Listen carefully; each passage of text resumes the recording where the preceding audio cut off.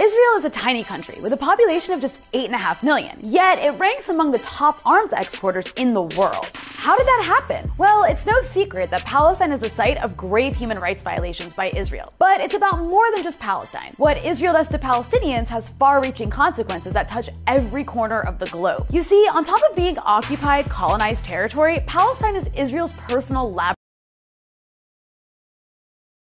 and weapons of domination and control. Easy access to a captive and disenfranchised Palestinian population to experiment on has given rise to a booming homeland security industry in Israel that repackages occupation-style repression for use on marginalized populations in other parts of the world. It allows Israeli arms producers to market their products as battle-tested and combat-proven, coveted labels that give Israel a competitive edge in the international arms trade. This has been especially lucrative for Israel in the post-9/11 era. Israeli arms sales have risen from $2 billion annually in 2002 to over $9 billion in 2017. The most extreme version of the laboratory dynamic is the Gaza Strip, which functions as an open-air testing ground for weapons of mass destruction. Gaza is home to nearly 2 million Palestinians, many of them refugees and the descendants of refugees who were forced out of their homes in 1948. Gaza is basically an open-air prison surrounded by an air, sea, and land blockade. This makes it a convenient laboratory for Israel's most destructive weapons. In the summer of 2014, Israel launched a brutal 51-day bombing campaign in Gaza that killed over 2,000 Palestinians, including more than 500 children. Less than a month after the massacre, Israel held its annual drone expo featuring many systems that had been used for the first time during the 2014 Gaza onslaught. This was used with our systems.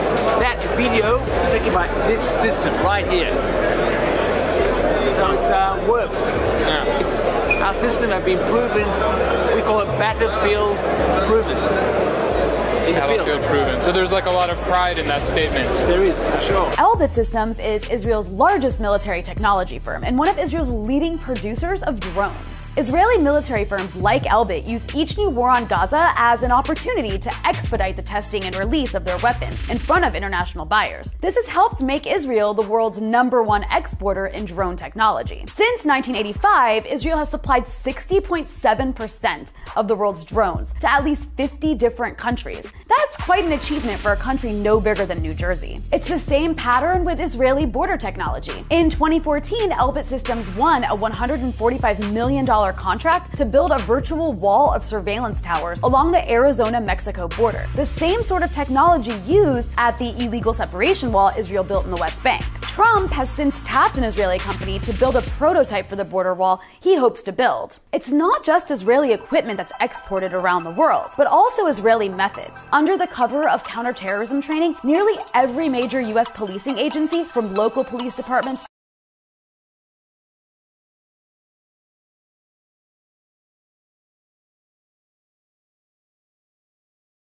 police exchanges are organized by pro-Israel groups like the Anti-Defamation League and the American Jewish Committee's Project Interchange. The police officers who participate are taking the lessons they learned in Israel back to the United States, according to the ADL. And there are concrete examples of them doing just that. The NYPD's demographic unit that used to spy on Muslims was modeled in part on how Israeli authorities operate in the occupied West Bank. New York Mayor Bill de Blasio may have disbanded the unit, but the NYPD relationship with Israel is still running strong. So strong that the Israeli NYPD has a branch stationed in Israel. 3 months after Ferguson, Missouri erupted in protest in response to the police killing of Michael Brown, the St. Louis Police Department began stockpiling skunk spray. Skunk spray is a foul-smelling liquid developed by the Israeli police, and it's sprayed exclusively on Palestinian protesters, and sometimes on entire Palestinian neighborhoods. It emits a foul stench that has been described as a mix between rotting animal corpse, raw sewage, and feces. And the odor sticks to walls, clothing, hair, and skin for days and is impossible to wash away. Skunk spray hasn't been used on U.S. soil yet, but other U.S. police departments are trying to get their hands on it. Deadly and racist police violence in the U.S. is bad enough as it is. Adding Israeli-style repression to that already dangerous mix will only make things worse. That's why activists are pushing for an end to U.S.-Israeli police collaboration.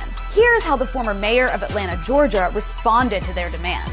I happen to believe that the Israeli Police Department has some of the best counterterrorism techniques in the world, and it benefits our police department from that long-standing relationship. Activists in Durham, North Carolina had more success. In recent weeks, a petition has been circulating in Durham asking the city council to condemn those police exchanges.